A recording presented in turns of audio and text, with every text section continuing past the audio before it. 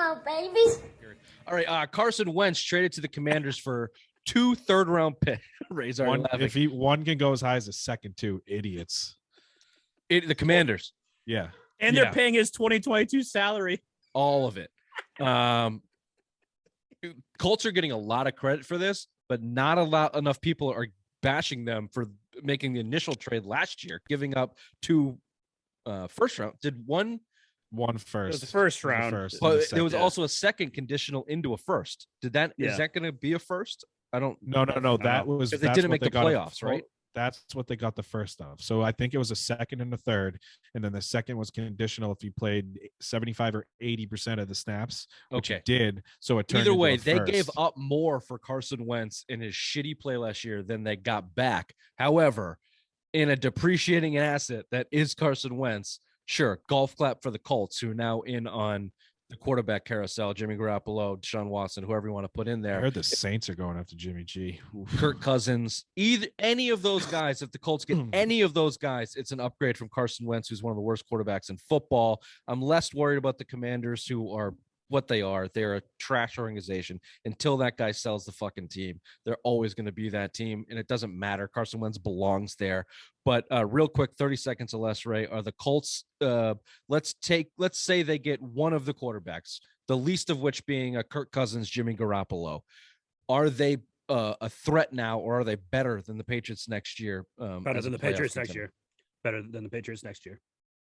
Because that's what Carson Wentz. Yeah, so they were lacking a quarterback. We all laughed that Carson Wentz wasn't the guy. They get a better quarterback than Carson Wentz. They're obviously going to be wild prediction. No, just will Mac Jones be better than Jimmy Garoppolo and Kirk Cousins next year? Yes. Okay. Jimmy Patriots G, no. Kirk Cousins, no.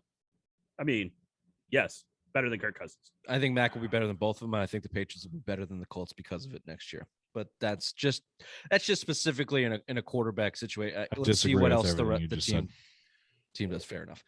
A couple franchise tags to report on: Chris Godwin, Devontae Adams, Orlando Brown. Those are the big ones that I wanted to bring out. Those all make sense. David Njoku of the Cleveland. Why the fuck did he get tagged? You just spent how much money on Austin Hooper last year, and now you tagged this moron? What are you doing?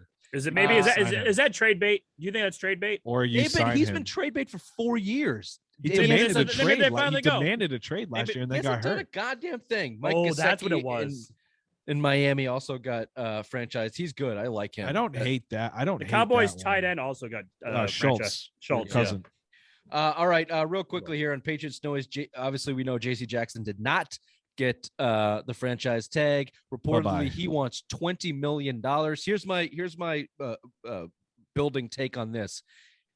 He put that price at a limit that he knew the Patriots wouldn't give him. Because here's what we know. J.C. Jackson's not terribly mad at the Patriots, and the Patriots aren't really mad at J.C. Jackson. If his market doesn't come to what he wants, there's a chance he's back. Yeah, and I'll take him back in the market. We've seen it with Hightower. We've seen it with Edelman. The Patriots have allowed him to do this. So I think that he gave them that $20 million number as the very top of the market to allow himself on the market, and we'll see what he comes back with. Reports are there's a handful of teams that might give him close to what he wants, but most of the league does not look at J.C. Jackson as a $20 million corner. So if Chargers he comes in at that franchise number or a little bit below it, don't be surprised if the Patriots are back in on J.C. Jackson, but I'm leaning towards he's not back in New England.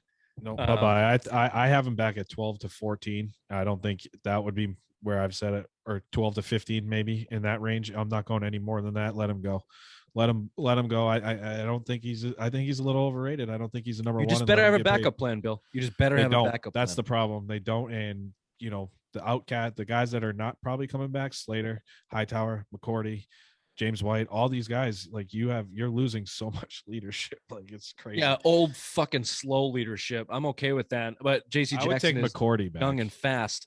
On the cornerback, we've gone over the cornerback market before, but the Chris Harris, Jason Verrett's, there's some 29 to 32-year-old guys out there that that 12 to $15 million mark where you're looking at, Bill. That's probably what they'll get. And then Bill has the kid they got from Baltimore, probably some fucking undrafted guy we haven't heard yet. I have no doubt that he can fill that second cornerback spot with a guy that we've never heard of. Will he go pay that 12 to 15 for a Chris Harris, and can he deliver in that number one cornerback spot the way the Patriots want to play defense? That's the biggest question, I think, this whole offseason. And then everything else will spiral from there. We'll see what they do in the front seven, in my opinion. Yeah, you need an outside guy. Guys like Chris Harris are more inside, and you need to fill that outside void with J.C. Jackson and the Joe Haydens of the world and Xavier Rhodeses are out there. I just don't. Jason Verrett's a guy I'd keep my eye on. Coming off an injury, was really good before that. Had a couple years of bad injuries, and then we'll see. The point is J.C. Jackson is probably gone. You don't have a backup plan, so we'll see how that goes. Yeah, I'll take the 3rd round pick. It's like we've seen this before when Brady left. No backup plan, and you just hope to fucking throw something at the wall. There was no backup. Like, they've done this. They've they've planned and they swing something. I mean, you think a backup plan for Malcolm Butler was fucking Stephon Gilmore, which was the richest. You know what I mean? Richest cornerback deal of all time at the time. I mean, somehow he'll get it. He'll get someone, a stopgap guy for a couple years. I wouldn't even mind seeing Joe Hayden in there, and then another leadership guy that you could bring in and mentor those young guys. Draft a guy. I know your track record has been terrible, but this year the draft's kind of deep for cornerbacks. You're sitting pretty in the 1st round. So yeah, let's be real. Like, when I say no backup plan, I mean internally on your team. Hell no. There's obviously there's a plan in place. JC Jackson walks away. They have their tiered guys that they want to go after, and it has to be in free agency. I would be very, very surprised if they went the route of the draft to cover up their deficiencies at cornerback, or they're not going to do it via the draft or what's on their team now. So they're going to sign a guy if JC Jackson doesn't come back. That's their plan. I just don't know if that's a great plan. I guess that's what I'm getting at. Bill is good on Hightower leaving, wants McCourty back. I put James White into this category as also a free agent coming off an injury. Ray, out of those 3, how many do you want back? How many should be back? How many are coming back? I just want McCourty back. The others can all go, because I hate how we keep so many running backs. So I would be fine with James White leaving. Address that in the draft later rounds. Pass catching running back. Hightower's old. You can see he doesn't have it. He's lost a step. So yeah, McCourty would be the only one that I think, because he's such a big role player on the defensive side of the ball. That leadership, helping out that secondary. That one's gonna hurt. The rest of them I could care less. Give me Slater back too, just for leadership. I mean, Slater's not playing anywhere else but New England. We know that. He's a borderline all-pro special team guy every single year. He's coming back. I'd hate to watch McCourty walk out the door just because of the Patriots thing, but if he wants to leave, bye-bye. That guy was a full step behind more plays than I can count this year. A lot of them led to touchdowns, including game-losing touchdowns, specifically the one in Indianapolis with what's his name, Jonathan Taylor Thomas, running 69 yards up your gut to lose that fucking game. Nice. Thank you. McCourty, a lot of his good plays have been masked in his career because of the position of his plays. A lot of his bad plays were masked, and I thought this was a bad year for him. He's lost the step. If he wants to go, I'm okay with that. Jalen Mills is in the wings. I think he would be a really good replacement in that role. So I'm okay if they walk away. I take James White back. James White's coming back off a fucking hip injury. He's coming back for $1 million. He's your best pass catching running back that you've had in this franchise, except maybe for Kevin Falk. We can argue it. I would put James Falk over them. What he did in 16 in that Super Bowl.